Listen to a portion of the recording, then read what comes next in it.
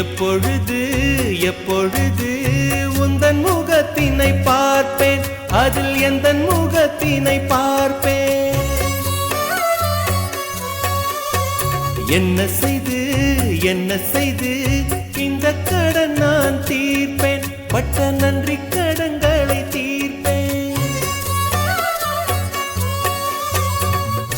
எத்தனை ஜன்மங்கள் வந்தாலும் போதாது, சத்தியம் பாட்டிலே சொன்னாலும் தீராது.